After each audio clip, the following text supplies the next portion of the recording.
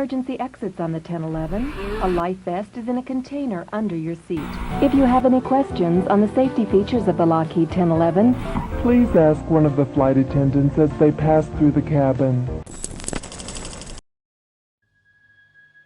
जब कोई plane crash होता है तो सिर्फ लोहा नहीं गिरता, सपने, जिंदगी और कहानियां भी उस प्लेन के साथ क्रैश हो जाती हैं। लेकिन कुछ कहानियां ऐसी होती हैं जो उस आग से बाहर निकल आती हैं, और सिर्फ बाहर नहीं, जिंदा निकल आती हैं। आज जो कहानी मैं आपको बताने जा रहा हूं उसका सच इतना डरावना है कि दुनिया ने सोचा कि इसको छुपा कर रखना ही बेहतर होगा।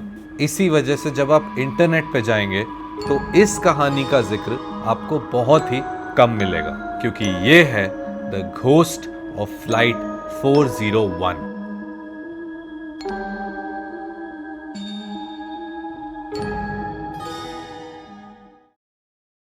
उनतीस दिसंबर 1972 रात का वक्त था।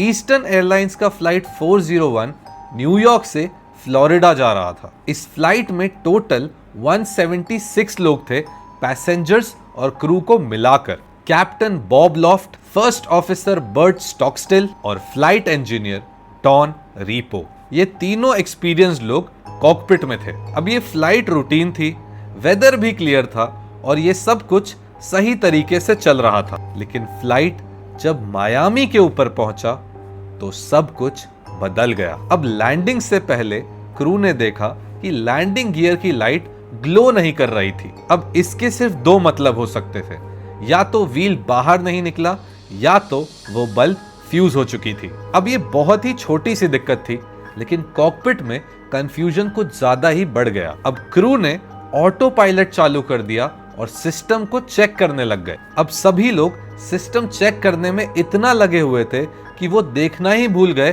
कि ऑटो पायलट खुद से ही डिसएंगेज हो चुका है, और बिना किसी के नोटिस किए फ्लाइट धीरे धीरे नीचे जाने लगा। इसके बावजूद कॉकपिट में सब लोग बिजी थे और फ्लाइट धीरे धीरे नीचे डिसेंड करता जा रहा था, और अचानक से ये फ्लाइट क्रैश हो गई। एवरग्लेड स्वैम्प, फ्लोरिडा। ईस्टर्न एयरलाइंस की फ्लाइट 401 क्रैश की थी इसी स्वैम्प मार्शलैंड में। इस प्लेन ने एक टेरिफाइंग स्पीड से क्रैश किया था, रात के बिल्कुल अंधेरे में और इस ठंडी और गंदी स्वैम्प वाटर में। अब ये क्रैश इतना बड़ा था कि प्लेन 3 टुकड़ों में बट गया। 101 लोगों की मौत हो गई, including captain Loft and first officer Stockstill. पर असली कहानी इसी क्रैश के बाद शुरू होती है।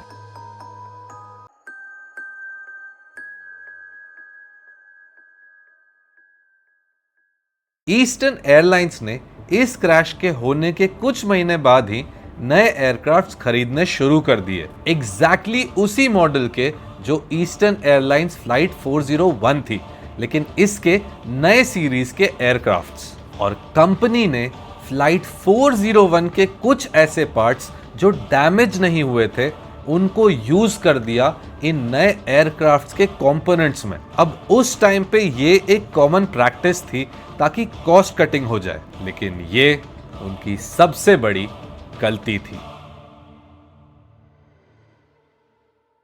अब इन नए प्लेन्स को हवा में उड़ाना शुरू किया गया, लेकिन कुछ टाइम बाद ही नई रिपोर्ट्स आना शुरू हो गई। ईस्टर्न एयरलाइंस के crew members, pilots, flight attendants, engineers ये कहने लगे कि उन्होंने नए प्लेन्स में किसी आदमी को देखा है, कैप्टन की यूनिफॉर्म में, कॉकपिट की गली के पास। और वो लोग ये भी कह रहे थे कि वो चुपचाप खड़ा रहता है, और जब भी ये लोग उससे बात करने जाते थे वो हवा में गायब हो जाता था। सबसे पहला एनकाउंटर हुआ एक ईस्टर्न एयरलाइंस की फ्लाइट में, जिसमें फ्लाइट इंजीनियर डॉन रीपो की आईज ट्रांसप्लांट की गई थी। एक फ्लाइट अटेंडेंट ने कॉकपिट की गली में एक इंसान को देखा, और उस फ्लाइट अटेंडेंट ने उस आदमी से जाकर पूछा, are you dead heading crew? उस इंसान ने जवाब दिया कि फ्लाइट की चिंता मत करो, कोई भी प्रॉब्लम्स नहीं है, मैंने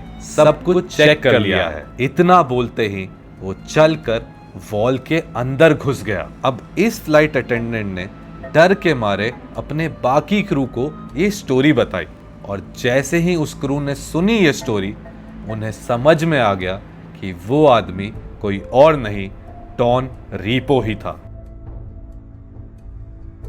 अब एक और फ्लाइट में एक स्टुअर्डेस ने कॉकपिट के पीछे एक पायलट को देखा। वो पायलट बिल्कुल ही स्टिल खड़ा था, विदाउट एनी एक्सप्रेशंस। अब इस इंसान को देखकर स्टुअर्डेस ने कॉकपिट में कॉल किया एंड पूछा कि ये कॉकपिट के पीछे कौन खड़ा है, लेकिन इस चीज पर कॉकपिट से कोई भी रिस्पॉन्स नहीं आया। और जब स्टुअर्डेस ने दोबारा देखा तो वो पायलट वहां से गायब हो चुका था।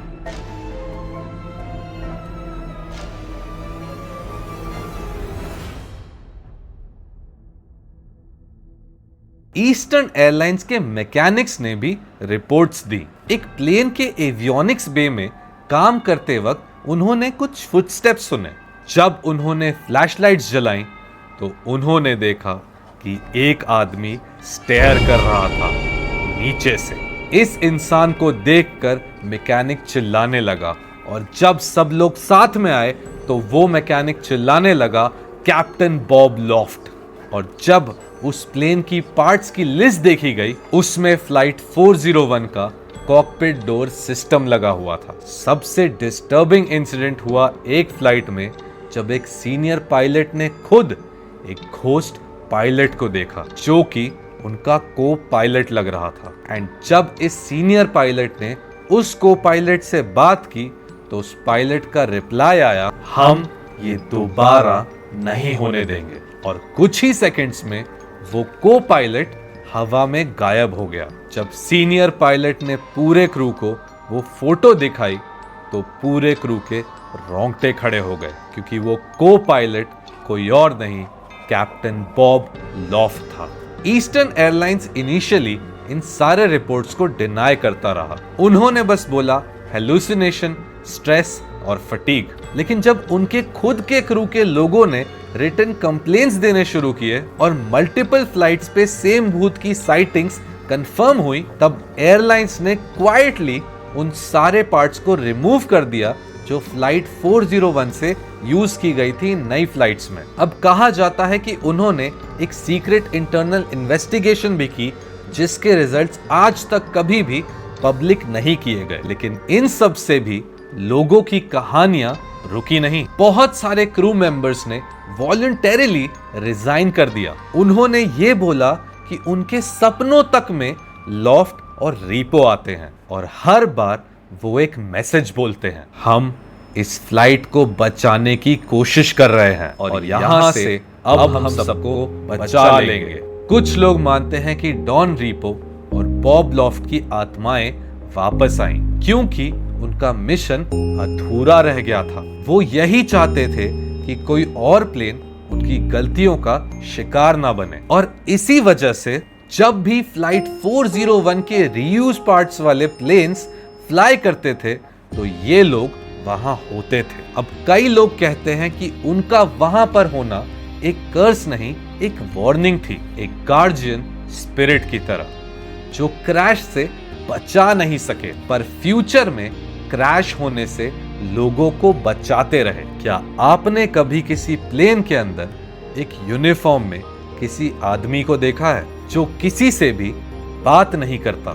क्या आपको कभी ऐसा महसूस हुआ है कि कॉकपिट के पीछे से कोई आपको देख रहा है? तो हो सकता है आपने भी उनमें से एक को देखा हो, कैप्टन लॉफ्ट या डॉन रीपो। आज भी एविएशन वर्ल्ड में घोस्ट ऑफ फ्लाइट 401 का जिक्र होता है। बहुत पायलट्स इस स्टोरी को सुपरस्टिशन या मिथ मानते हैं, लेकिन जो लोग वहां थे उनके लिए ये सिर्फ कहानी नहीं, ये उनकी रियलिटी थी। और जब आप अगली बार एक प्लेन में हो और एक पुराने जमाने का यूनिफॉर्म पहने एक आदमी को देखें तो ये जरूरी नहीं कि वो क्रू का हिस्सा हो सकता है वो किसी और वर्ल्ड की फ्लाइट ले रहा हो। हवाओं में कुछ कहानियां घूमती रहती हैं और फ्लाइट 401 उसी हवा का एक हिस्सा बन चुकी है।